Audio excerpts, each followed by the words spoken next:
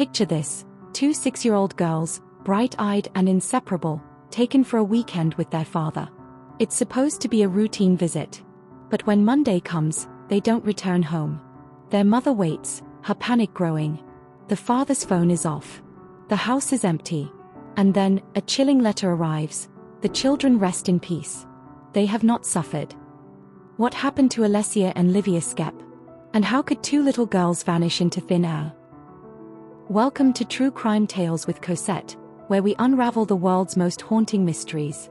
Today, we dive into one of Europe's most perplexing cases, the disappearance of Alessia and Livia Schepp, a case that spans 3 countries, a father's suicide, and a trail of clues that lead nowhere. Grab a cuppa, settle in, and let's uncover the truth behind this heartbreaking enigma. The perfect family, torn apart. In the quiet suburb of St. Sulpice, near Lausanne, Switzerland, Alessia and Livia Schepp were born on October 7, 2004. The twin sisters were the pride and joy of their parents, Irina Lucidi, an Italian-born Swiss lawyer, and Matthias Schepp, a Canadian-born engineer. The couple had met while working for Philip Morris in Italy, marrying in 2004. To the outside world, they were a perfect family, successful, multilingual, and deeply devoted to their daughters. But beneath the surface, cracks were forming. By 2010, Irina and Matthias's marriage was crumbling. Irina described Matthias as controlling, particularly over the girls' upbringing, dictating their routines, what they watched, and even their bedtimes. Unable to tolerate it any longer, Irina left Matthias in mid-2010, and the couple separated. They both stayed in St. Sulpice, sharing custody of Alessia and Livia. Despite the split, Matthias was said to adore his daughters, and the girls, described as bright and cheerful, seemed to thrive. But in January 2011, everything changed. Irina had recently told Matthias she wanted a divorce, a decision that reportedly devastated him. On Friday, January 28, Matthias picked up Alessia and Livia for a weekend visit. It was a routine arrangement. He promised to return them on Sunday, later texting Irina to say he'd drop them at school on Monday instead. Irina had no reason to suspect anything was wrong. But when Monday came, the girls didn't appear. Irina called Matthias repeatedly. His phone was off. She rushed to his house, finding it empty, except for a handwritten will. Alarmed, she contacted the police. What followed was a chilling discovery that would spark an international manhunt. A trail across Europe. The police pieced together Matthias's movements. On Sunday, January 30, 2011, at around midnight, Alessia and Livia were last seen with their father in St. Sulpice. By 5:04 p.m. that day, Matthias's Audi A6 was recorded crossing the Swiss border into France. He was heading south, towards Marseille. The girls were presumed to be with him, though no footage confirmed it. In Marseille, Matthias made large cash withdrawals, around €7,000. He sent Irina a postcard, saying he couldn't live without the girls. Then, he boarded a ferry to Propriano, on the French island of Corsica, a place the family had holidayed before. A witness claimed to have seen Alessia and Livia playing in the ferry's play area, but this was never confirmed. On February 1, Matthias disembarked in Corsica. Crucially, police later said he appeared to be alone when he left the island on another ferry to Toulon, France, that evening. The trail continued. On February 2, Matthias was photographed at a toll booth in Italy, alone. By February 3, he was in Cerignola, a small town in southern Italy. That night, at 11:47 p.m., Matthias threw himself under a train, ending his life.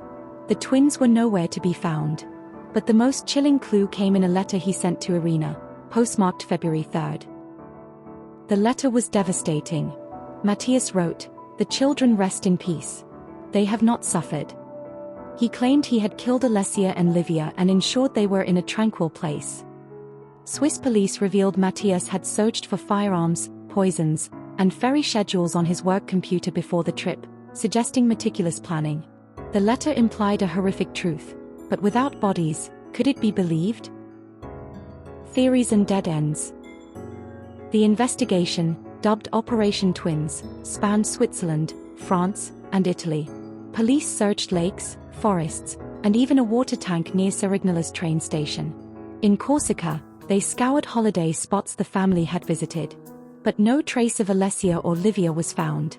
The prevailing theory, backed by Matthias's letter and his internet searches, was that he had killed the girls, possibly poisoning them, and disposed of their bodies, perhaps in the Mediterranean Sea during the ferry crossing.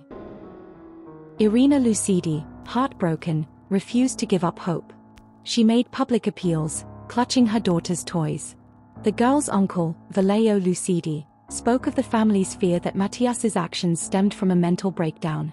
Matthias's family echoed this, describing him as a loving father who must have snapped under the strain of the divorce. But not everyone believed the girls were dead. In 2014, an anonymous letter to the Italian TV show Chi l'ha visto claimed Alessia and Livia were alive, living in Canada or Lachute, Quebec, with false passports. The letter alleged Matthias had paid for forged documents to smuggle them out of Europe.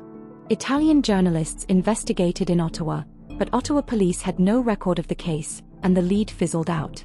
Could Matthias have orchestrated such a complex plan? Or was it a cruel hoax? Another theory suggests Matthias left the girls alive somewhere, perhaps with a carer or another family. The large cash withdrawals, only partially accounted for, fueled speculation he paid someone to take them. But if they were alive, why haven't they surfaced? At 6, Alessia and Livia spoke fluent French and Italian and would likely remember their mother. By now, they'd be teenagers, capable of seeking help. The silence is deafening. A mother's endless search. Irina Lucidi has never stopped searching. In 2015, Italian journalist Concita de Gregorio published a novel, I Think It's Spring Outside, written from Irina's perspective, capturing her grief and resilience. The book won a prestigious Brancati Prize, bringing renewed attention to the case. But answers remain elusive. Swiss police, while thorough, found no definitive evidence of the girl's fate. The case remains open, a haunting reminder of how quickly a family can be torn apart. What happened to Alessia and Livia Schepp? Did Matthias, consumed by despair, take their lives before ending his own? Or could they still be out there, hidden by a father's desperate plan? The truth remains locked in a mystery that spans continents and hearts. If you know anything at all, please contact Missing Children Switzerland or the Lausanne police. Even the smallest clue could bring closure to a mother's endless pain. Thank you for joining me on True Crime Tales with Cosette. If this story moved you, please like, share, and subscribe to keep these cases alive. Until next time, stay curious and stay safe.